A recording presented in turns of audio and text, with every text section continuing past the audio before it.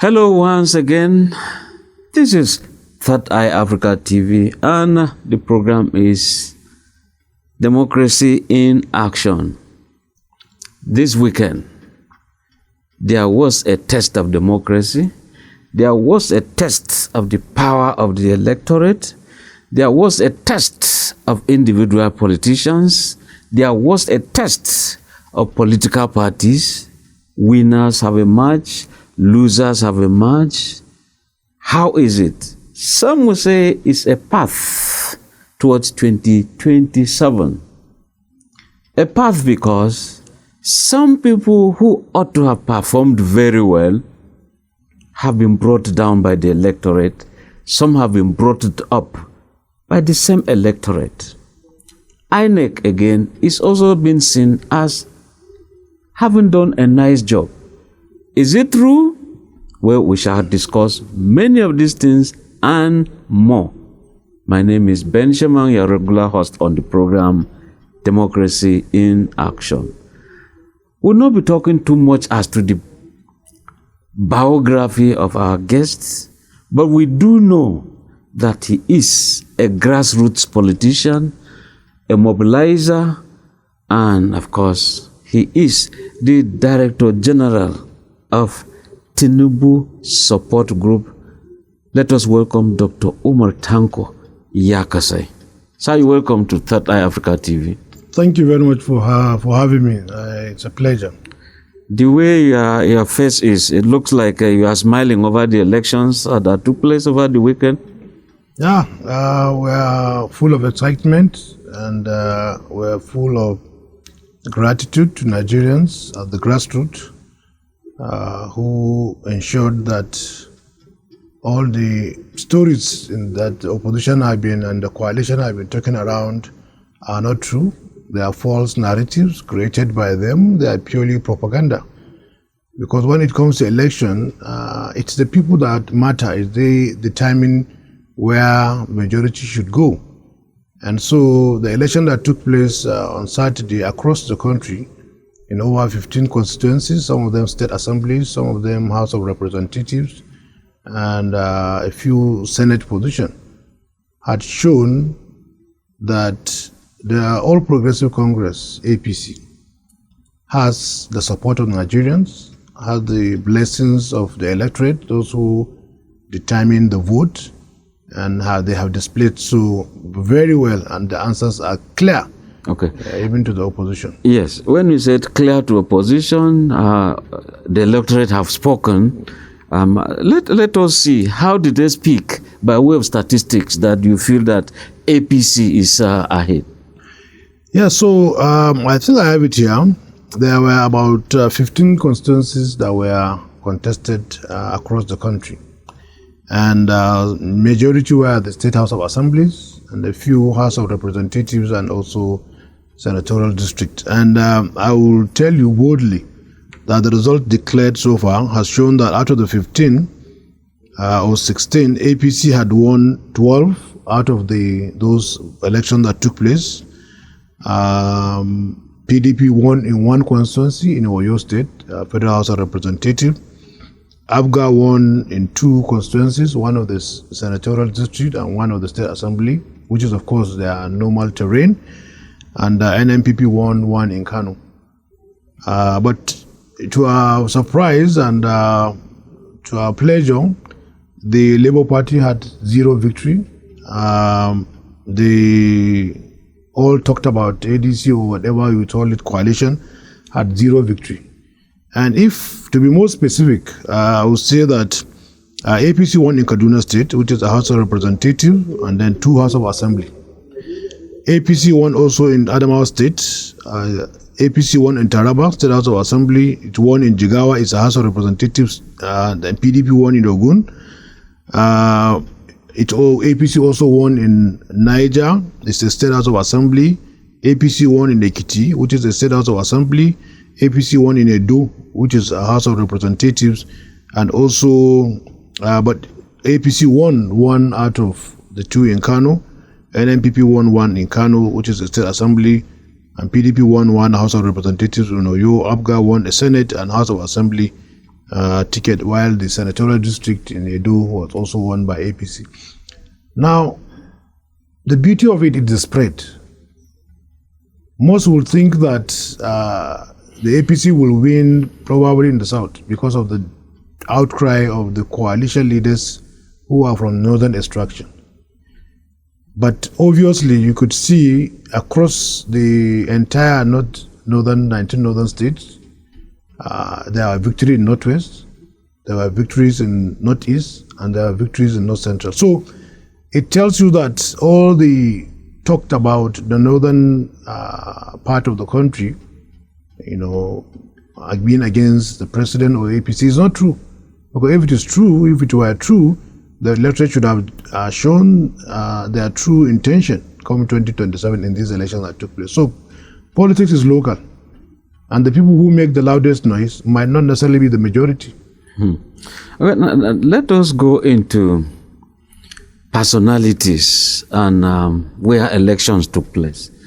When, like PDP won in Oyo, and because there is Sheyi Makinde there, which means he delivered. Yeah. Now, we're talking about Abga, where the senator won in that party. Yeah. Now, it says something about the governor there, former Governor Charles Soludo, being in charge of the area. Now, what about Peter Obi? What does it say that his party didn't make an inroad there, even though we are not too sure? Is he Labour? Is he also with the coalition? Yeah, so the presumption coming from 2023 election is that with the show of Peter Obi under Labour Party as a candidate, that wind will remain strong. But it's obvious from what happened just this Saturday, either the headwind or the tailwind have lost their steam. And so therefore, in Anambra, the Labour Party didn't make any particular show of force, show of strength, show of visibility within the grassroots. And Abga, who were the original, owners of that terrain, have shown where he himself, Peter Obi, benefited from, had shown that they are still in control of their state. And the beauty of it is that, if you remember, when President Bola Ahmed Tinubu visited Anambra State, the governor of Anambra State, Dr. Soludo, or Professor Chukwuma Soludo, had already declared that in 2027 general election, he and his people and Abga will vote for President Bola Ahmed Tinubu. And so, even if they retain the few seats that they have contested on the Saturday's election, we still believe that those votes will be for President Bola Ahmed Tinubu in 2027. So I don't see Peter Obi, showing any presence because it's a litmus test for 2027. Okay. Now, sorry to cut you short. We move to Kaduna State, for example. The man who started it all, Ahmed El-Rufai, said he assisted to ensure that Tinubu came to power. He will also now take steps to pull him down. Now, there is the allegation that he went to Zaria and the people were shouting in Hausa, Bama, so, or in other words, we don't like your appearance here, will not be with you, something like that, and he had to take off. Now, when he was the state governor, was it that he never had a structure, that there's this abysmal performance of the ADC, SDP, where people are thinking, where does he belong? SDP, but we know he's a member of the coalition. So I think we need to correct some of the grandstanding by former governor of Kaduna State, Nasir El-Rufai. We all know that he never loved Aswaju. As a sitting governor then, he had a cause to make a statement that he would not endorse any politics of godfatherism. Many Nigerian analysts, political analysts, believe that it was a jab at then Asuwaju Bola Ahmed Tinubu. So it means he does not love and support Asuwaju at that point in time.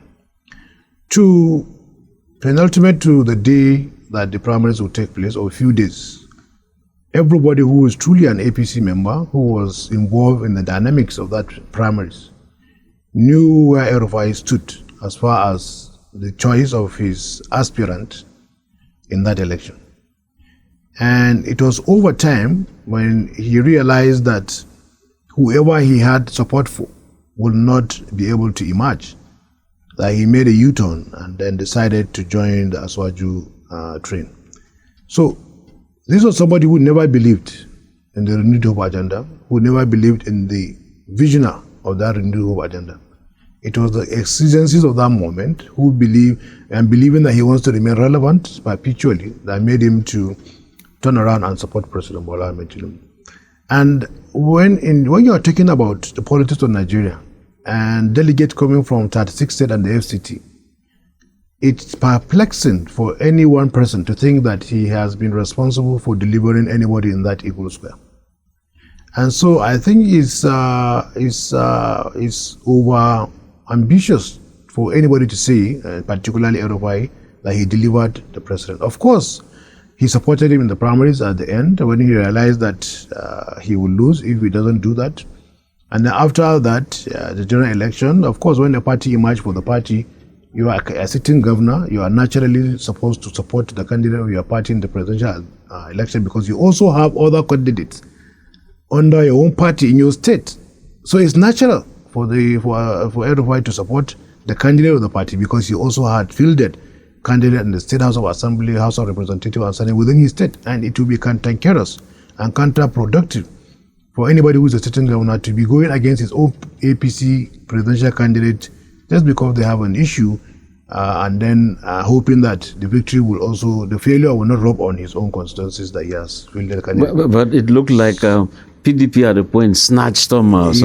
So I'm saying that his support for Asuwaju cannot be altruistic by these antecedents and this analysis that I've given. So the victory of Asuwaju was guaranteed in the primaries by all the 12 northern governors, which is one of them, because of course Yahaya Bello contested, if you remember, and then the entire state delegates that came, which was a huge number. So I'm surprised if somebody wants to take credit for that. Secondly, when the day of the election, he remained as a single voter, went to his own polling unit to vote. And I therefore wonder how over 8,000 or 19,000 polling units across the country who voted for Asuwaju, somebody will claim that his single vote has superseded those of other 8-point-something million Nigerians. But don't you think because he also assisted when there was this currency swap, new currency and all that, he said it was aimed at frustrating at Asuwaju, and he said, look, everybody go on, use your currency, and today we are still using it. Yeah, so that's why I said, he was never a believer, but at a point in time when he realized that the victory lies, potentially with Asuwaju, he keyed in. So it's somebody who joins a moving train. And so therefore you cannot take credit for not starting the train, for not driving the train, just because he helped join at a point in time. So that's the point I'm trying the history I'm trying to clear, so that Nigerians will understand these are the true happenings and nobody should deceive Nigerians.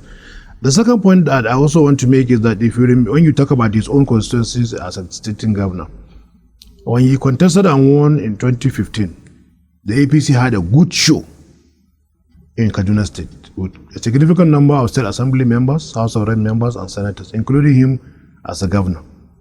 But he successfully squandered that goodwill of the party, because the goodwill was not particularly to him. It was because Buhari had a goodwill across the country and he benefited and rode on that goodwill. But over the 8 years of his regime, of his reign, he was able to successfully, squander that goodwill. And that is what you saw, the way he did it in Abuja when he was an FCT minister. He squandered the goodwill, and went against the masses. He said Abuja is not for the poor, went on demolition spree and didn't listen to any plea, brought down churches, brought down mosques, and he believed what he was doing was justifiable. And whenever people asked him, to reconsider his position. He never did. He was that stubborn. And he did that in Kaduna and went to even Zaria and did demolitions of people's houses and never brought any, he said he was doing it for the development of that region. He went to within Kaduna, southern Kaduna, he has got so many places, doing policies that were anti-people, even when he felt that they are pro-people, but they were really not, because when you are doing something that is pro-people, the people should tell you and that we love it. When you have a policy in government that people don't like at that point in time, you should consider and then review it and see that you do things that are in tandem with the aspirations of people. Now, he squandered that, and it became obvious in 2023 election, where APC lost majority of the seats that they had. So I doubt somebody who, as a sitting governor, has lost tremendous goodwill, lost several positions for the party, still believe that in 2027, as somebody who is not a sitting governor, can do magic, because the people don't forget. And so when he went to this Kaduna, he thought that with all the media appearances and the sweet talking and grandstanding, that the people at the grassroots have forgotten. But when he went, they told him that we have not forgotten all the things that you've done, and they said Bamai. So I think Nigerians are wise and they know what they are doing. Now let's go northwest and northeast this time around to look at the Turaki himself, to look at Atiku Abubakar, Adamawa too, where, yes, we ought to see his performance there because he's holding on a flag of the opposition. We thought he would have performed, and probably that the coalition would perform better there. What do you think went wrong? So just like I told you, Nigerians don't forget. And when you are a leader and you do not perform and you do not deliver the dividends of democracy to your people, to the people of the constituency, very constituency where you come from, irrespective of your level of political position in government, they remember. When you are there, they probably have no powers to do anything, but their powers are determined by the votes which they own, and you can't do anything about it. So you can imagine, with all the noise that the coalition is making, SDP, ADC, coalition, and the area of those leaders, and the fact that Atiku, the former vice president, is in charge of his zone, which is Northeast, including the fact that Adamawa and Taraba are PDP states, not APC states, and that's where he built his political career. That was where he won in 1999 as a governor of Adamawa State before he was picked in the primaries, before he was picked by President Obasanjo to go and become his running mate. And he consistently ensured that for 2 or 3 consecutive times, the governors that emerged in Adamawa, he handpicked them. But today, just on this Saturday, in his own constituency, Ganye, an election took place, and they boasted that they would defeat APC roundly, only for the combined strength of Atiku, the PDP governor, and everybody there lost that election. So it tells you that the people at the grassroots do not remember your rank or position in government. They remember when you held power, how have you helped them? And if you don't do it, when it comes to an election, there is nothing you would tell them that would deceive them. They are not easy to be deceived because they are intelligent people. They are people who lived under those circumstances under which you govern. So I saw a video of one of the leaders there who swore that PDP will win, and if he doesn't win, that will be the end of his own political career. He will retire. I hope he lives by that bond which he has taken, spoken with his own mouth. So it's obvious that I don't see Atiku bringing the vote in 2027 to anybody, not even himself. Okay. Now let's go to your state. Rabiu Musa Kwankwaso, doctor, former governor, former minister, is still a factor to be reckoned with in Kano. Is that not so? So, the politics of Kano is an interesting one and it's dynamic. And right from the days of Aminu Kano, Malam Aminu Kano of blessed memory, Sardona of blessed memory, APC, that is NEPU versus MPC. NEPU had successfully, enlightened majority of the people of Kano who are called Talakawa, those who are the grassroots. And so Kano, in a sense, is divided into the elite and the masses. And so every time there is a political grouping in Kano, there is a tendency to have some level of separation. But over time, there is, after it has happened in 1979, MPN versus PRP, 1983 election, and then the SDP NRC, and then 1999. But over time, there is some mixing, some relative heterogeneity in the two. And so in Kano, every time there is an election, you will see that there are two major blocks, and the difference between the governor that wins and the governor that didn't win were roughly about 100,000 votes, plus or minus, sometimes lower than 50,000. And so that's the dynamics in Kano.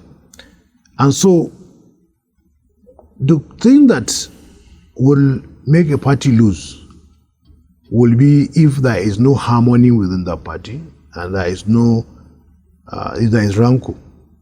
And so in Kano, that is what is given an edge at that point, some material point in time, to anywhere Konkoso is, because he ensured that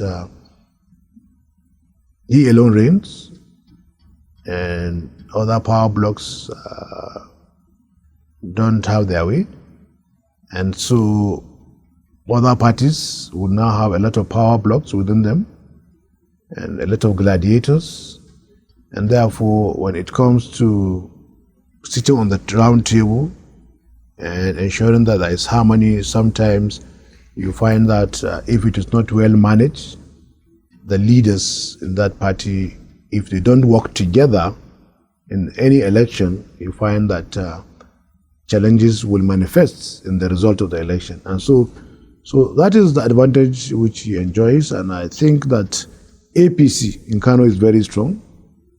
If you remember, in 2023 election, despite the fact that Konkoso is contesting in the presidency and is from Kano, Swaju was able to get close to 50% of the vote, almost 500 and something thousand.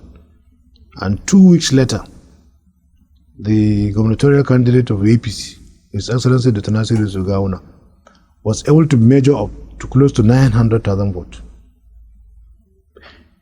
because the politics was now local. The first one was national, and the people of Kano love to, present themselves as people who stand by their own. And so, in the presidential election, of course, but you could see the showing of APC. But later on, 2 weeks later, you could see how much vote Nasiru got, which was close to 400,000 in excess of Aswaju. And also the court, in the appeal court, tribunal and appeal court, it was proven beyond reasonable doubt that majority of the votes that gave the victory to the NNPP were proven to have, inconsistencies that suggest some electoral malpractice. So what that tells you, that APC is strong.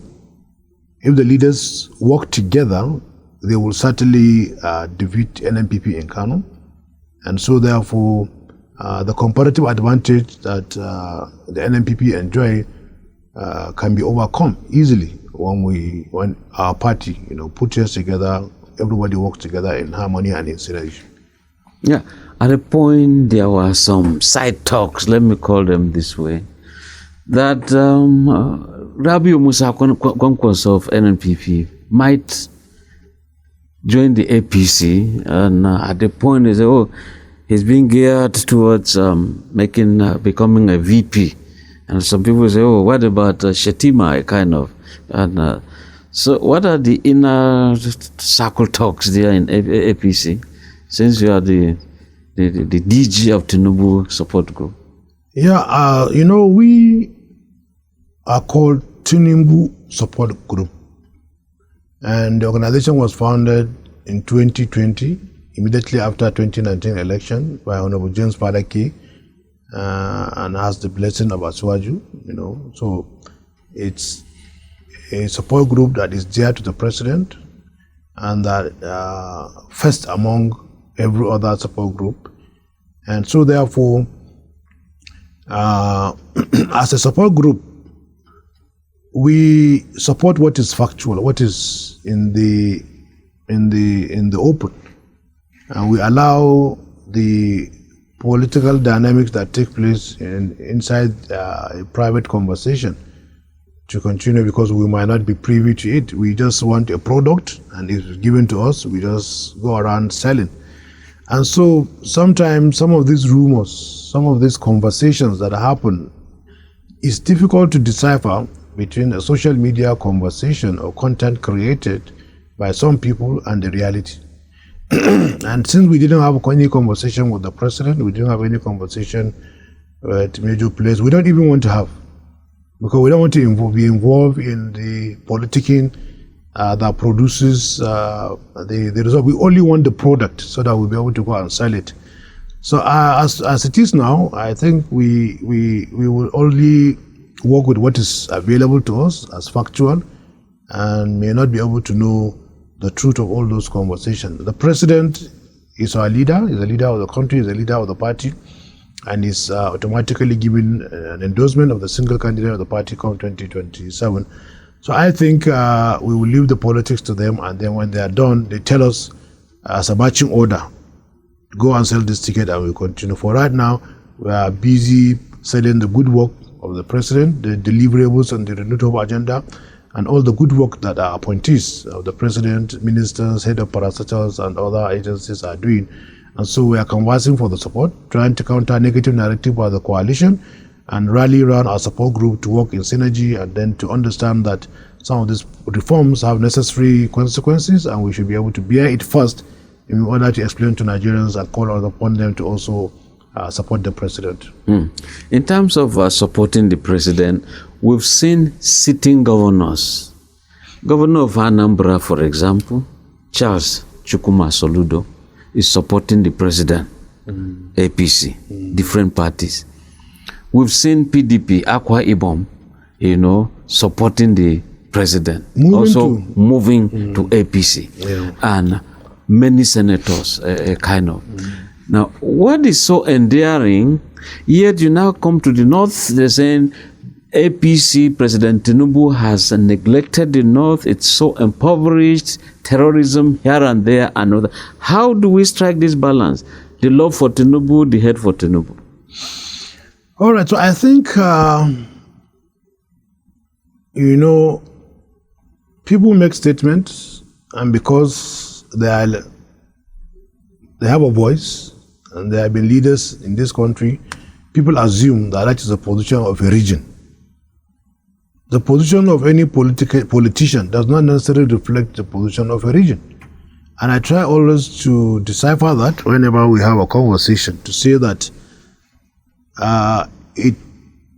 to me, I don't like conversing when you say north versus south, And those people who are from northern extraction, northern members of the coalition or opposition that happen to come from the north, their voices are their own. It does not represent the collective voice of the north. Yes, in particular, sorry sir, I'm talking about this Northern Elders Forum, for example, when they say the North will not support, the North, we will not support. Yeah, so that's what I'm saying, Some people, I want to say that it is superfluous for any person to say he's speaking for generality of Northern Nigeria. I think the best thing they could do is to say in their own opinion, this is what they perceive. That may be their own reflection. Remember, I'm from Northern Nigeria. I'm the DG of Tinubu Support Group. And so I wonder who who says the North is united against Tinubu. So if they are speaking on your behalf. So I'm here talking against it. I'm here supporting the president. And there are many governors in APC who are majority in northern Nigeria. And those, are you saying that all the governors in northern Nigeria who are of APC extraction are not northerners? And they have consistently been working to push the agenda of President Bola Ahmed Tinubu, to push the agenda of APC to deliver on their mandate of the people, and all majority of them are northern Nigeria. And so it's spurious for anybody to push a narrative that says northern Nigeria. And I don't like to, you see, they are smart, the opposition are smart. When they say northern Nigeria and they expect you, when you are speaking, you do a back knowledge about the entire northern Nigeria, and then people who are innocent, who support the president, will say, okay, now that you are saying you are attacking the north, we are naturally sitting in a similar response against them. So I don't like the narrative. I say some people who are in the opposition, who are from northern extraction, are the ones that have problem with, because they have lost out. And so therefore it's not a correct narrative. One, and this election that took place on Saturday has proven that APC has a good standing in northern Nigeria. Secondly, when you ask, what is it that attracts people to President Bola Ahmed Tinubu? I will tell you that when the president was contesting, he had a document, the Renewed Hope Agenda, which I'm sure as a journalist you must have extracted, about 81-page document. And the 81-page document had about 16 sectors, some submerged under the others, that looked at what the president intends to do when he wins. What are the visions that he has for the country? And when he came on board, he is committed to ensuring that he picks and ticks each of those Renewed Hope Agenda and pursue them to the successful implementation and execution. And some of those governors who are from a different party in 2023 election have begun to see and share the vision of the president because they are seeing results. The governors in this country are the greatest beneficiaries of the reform of this administration. The reason being that some governors who are unable to pay salaries now had zero issue of salary payment. So governors who borrowed money and majority of their federal allocation immediately hits their account, taken away to repay debt or loan, now conveniently paid loan without any constraint on their system. The governors who thought that politics is a game of hatred have realized that the president is a president who wins and then believes in inclusivity and extend his hands of fellowship to opposition party. Today you have Wike, who is a member of PDP, still a member of PDP, serving in this government, and you have other members of other parties who are serving this government as ministers. If you remember, somebody who was a very social media influencer in Twitter and what have you, became a minister under this government. All he had to do was apologize in the floor of the Senate. That's magnanimity. That's inclusivity. Once you have something to bring to the table, it doesn't matter which party you belong to or which social standing you belong to. You are brought to the table. And these governors have seen the positive impact, have seen the intention of the president to unite the country, irrespective of religious, ethnic, regional, and whatever divide. And they are keen in, because the beauty of a president is the president who wins and tries to convince others that didn't believe in him to believe in him. Now, and so that's what he's doing. That's why the Akwa Ibom State governor is in, okay. Delta State governor is in, and many other governors will be in. Yes. And many also represent. In fact, in your own Kaduna State, I'm trying the entire. Okay, let's pause here. Yes, let's pause here for a brief moment, some break, kind of. But when we do come back, still talking Northern Nigeria versus the president. Why is it that people from the north are not putting their searchlight on the governors and local government administration to conquer poverty at that level? Everything has to be the president is at fault, the president is at fault.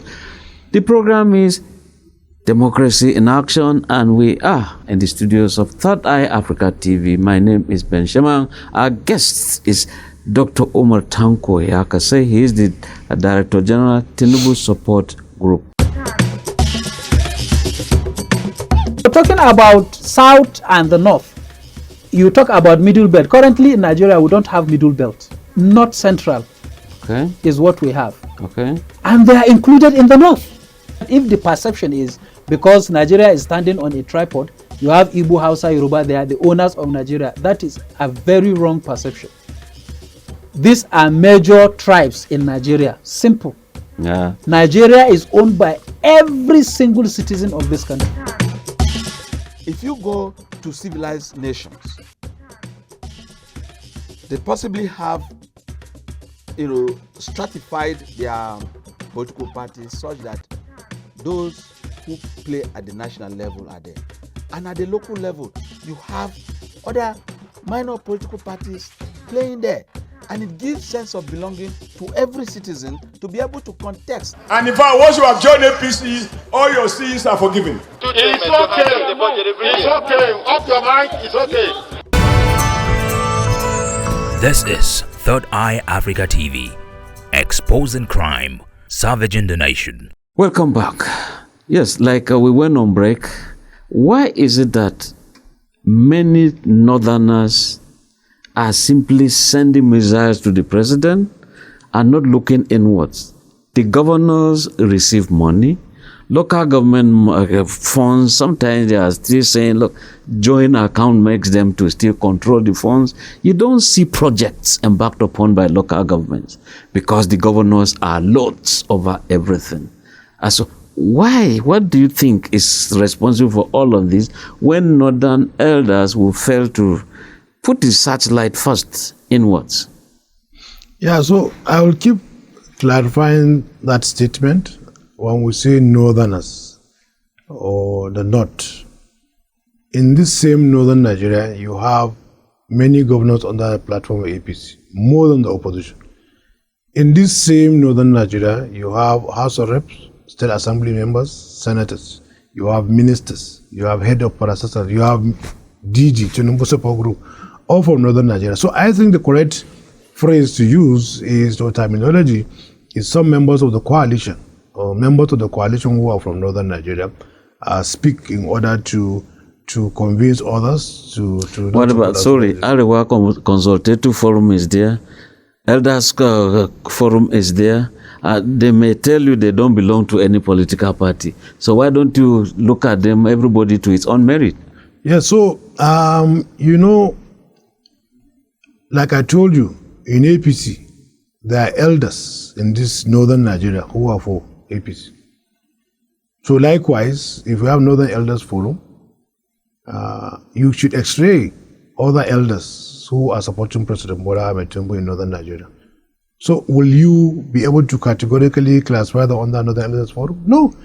The Northern Elders Forum is a group created by certain individuals who are elderly in Northern Nigeria.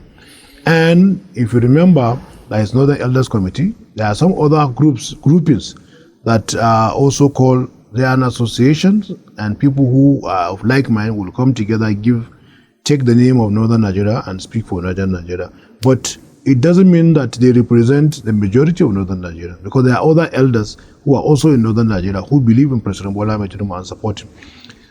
The second point I also want to make is that, of course, Arewa Consultative Forum is a regional body that speaks for Northern Nigeria.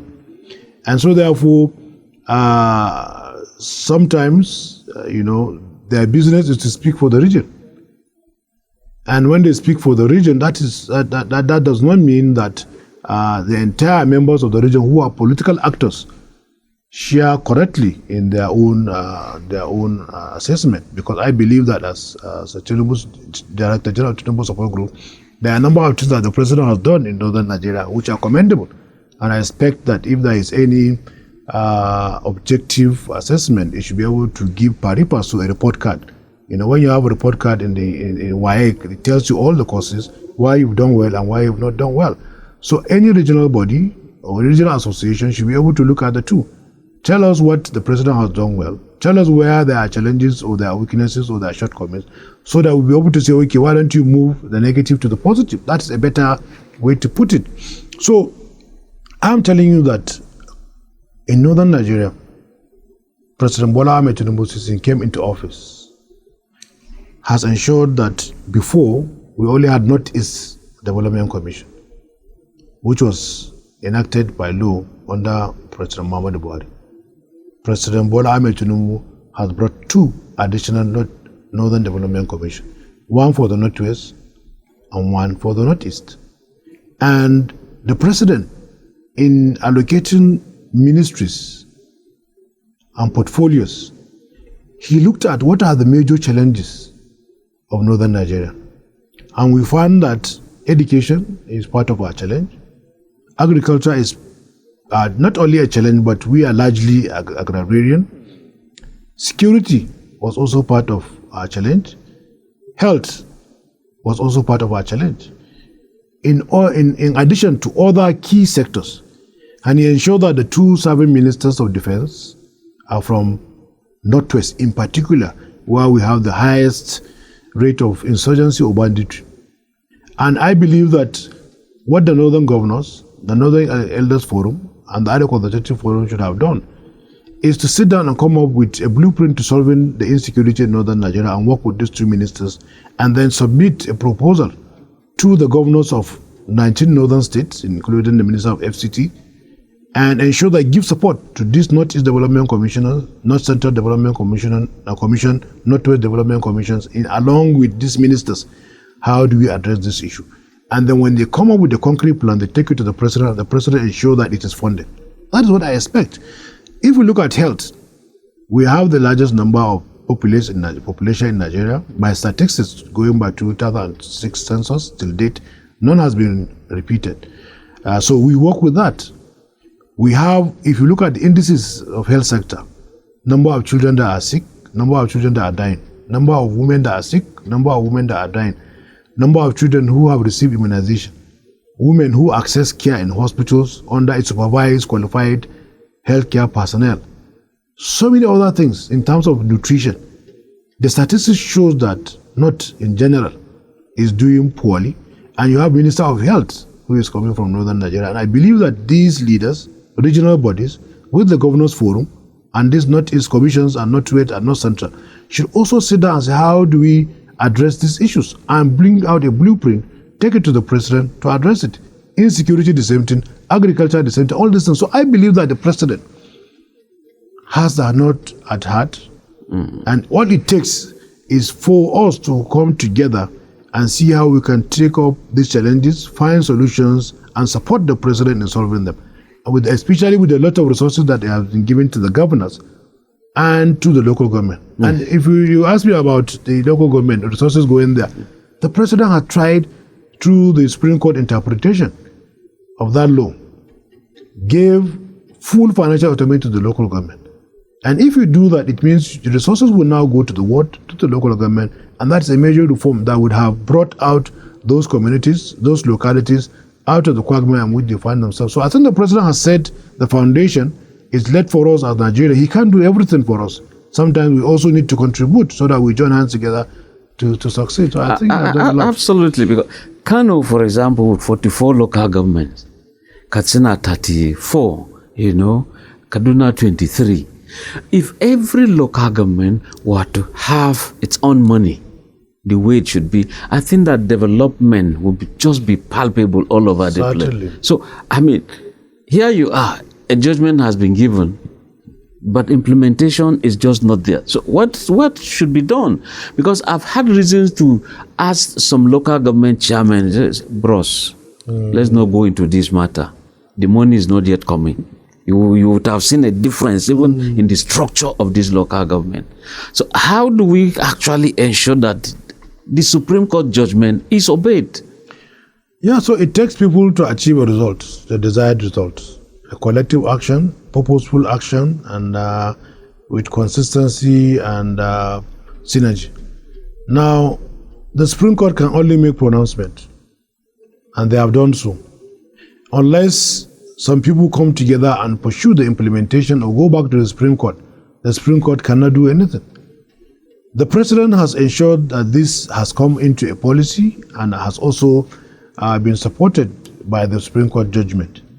It's expected that the people of the locality who really matter, who have the power to vote and not vote for a particular person who is contested, to take up this renewed hope, solutions that have been given to them to move it forward.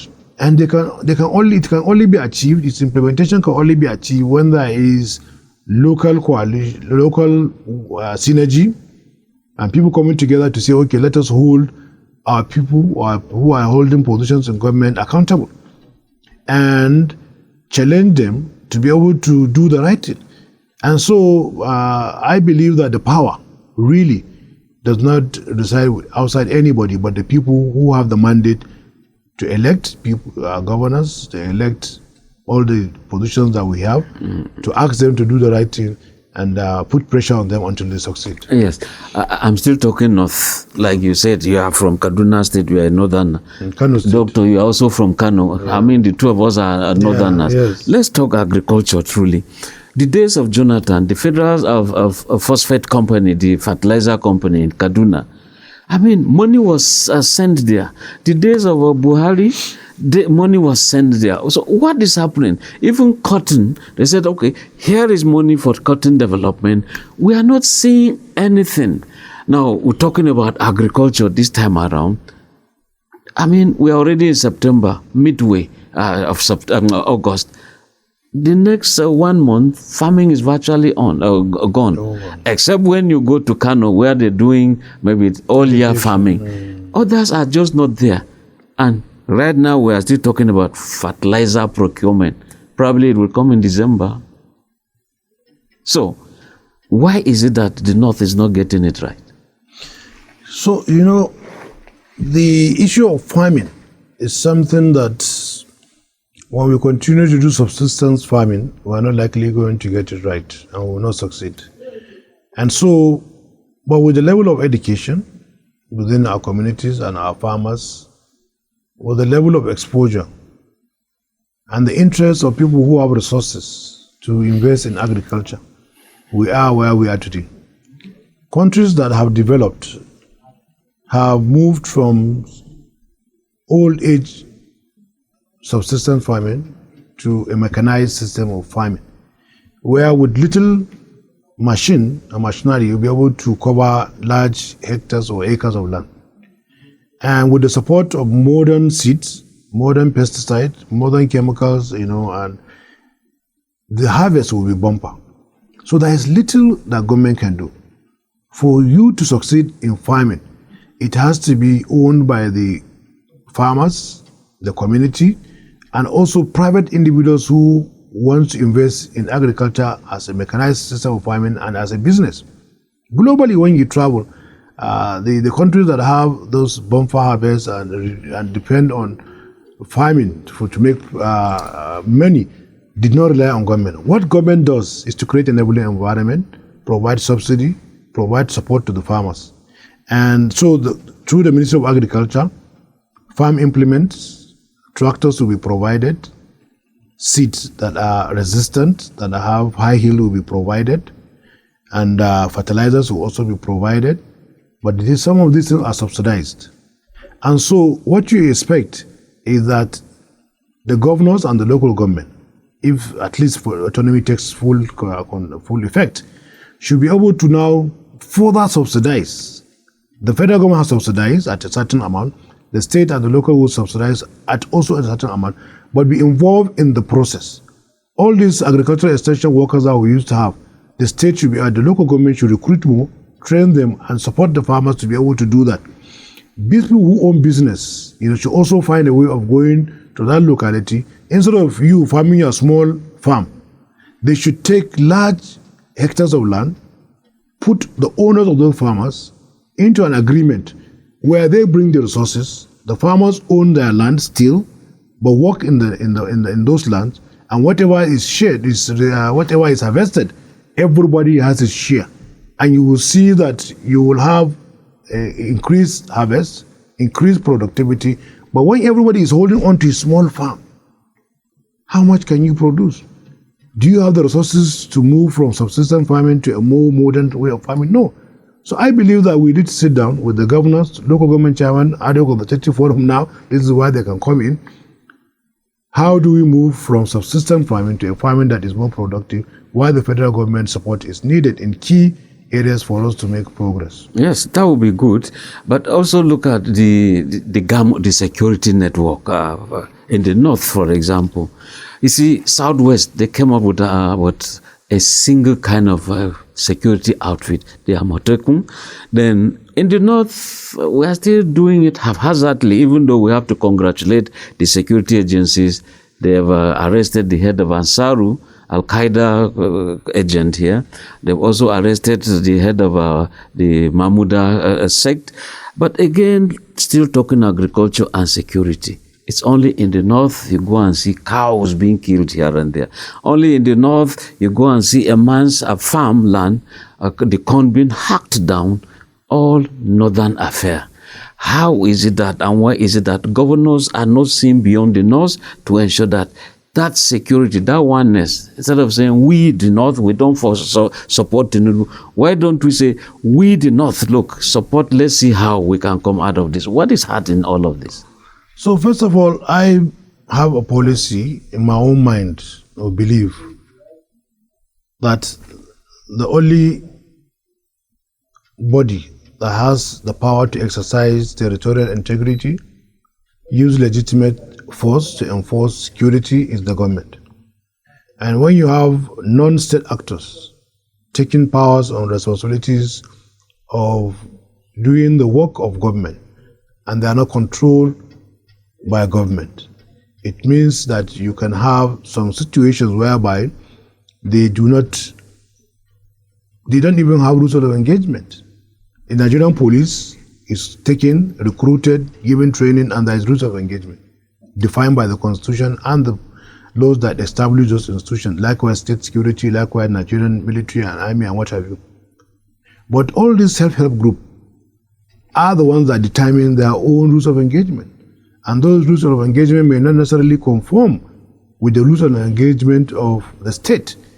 And so when we resort to self-help, we are likely going to have issues around peace and harmony and tranquility. So I don't subscribe to the concept of self-help groups. I believe that everybody should support the government to be able to provide security and use legitimate force to control, to ensure security in our society. So let me just state that for the record. So, however, the role of the community insurance security is helping the police and the security agencies with information.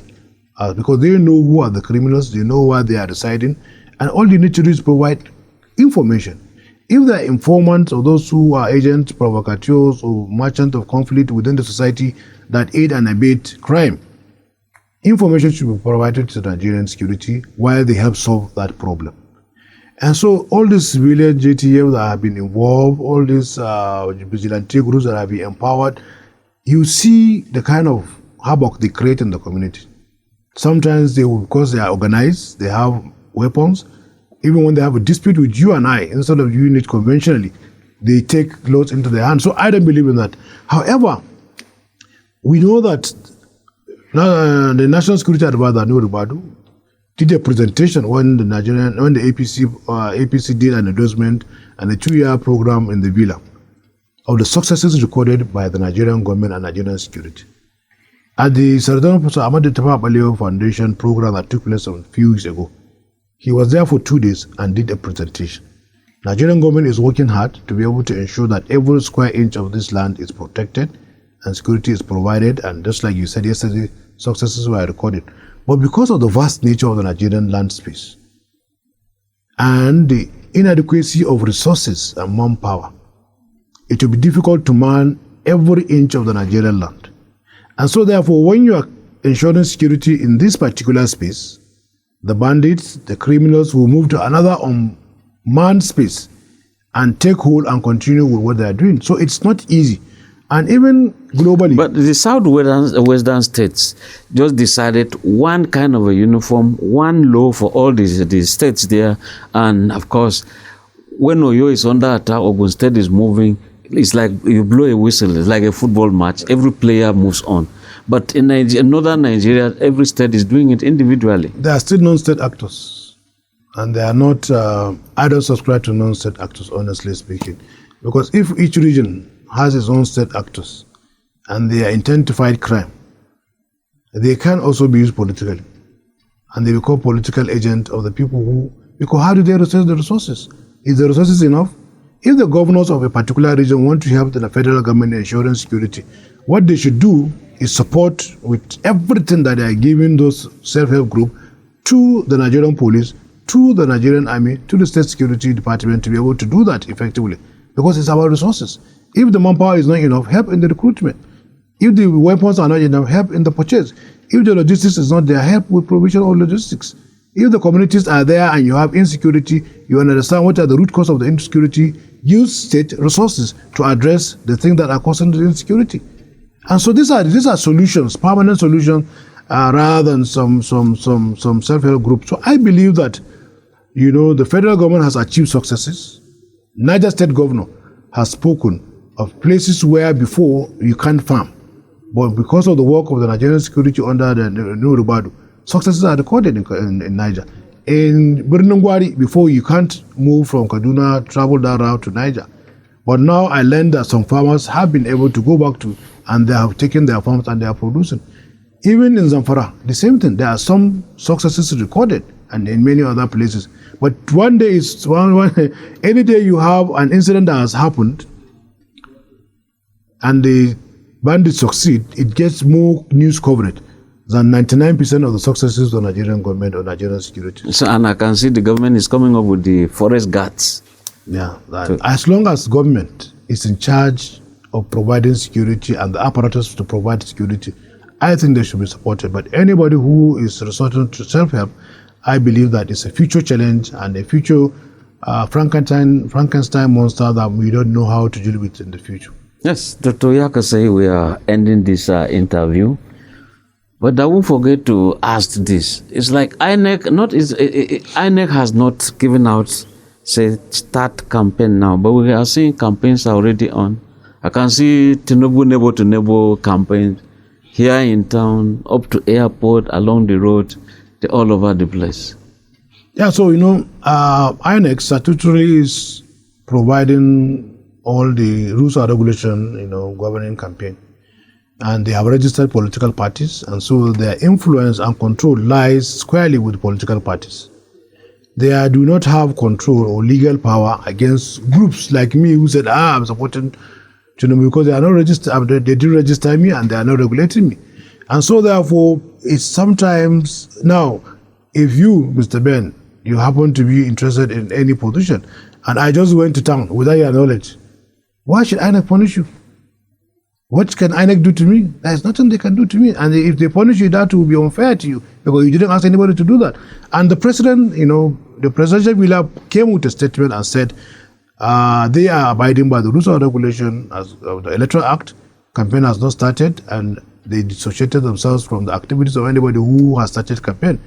And I believe that the presidency and the party have dissociated themselves. We are busybodies, we just go around, televising the good work of the president on our own choice because of the cacophony of sound, negative narrative about the opposition.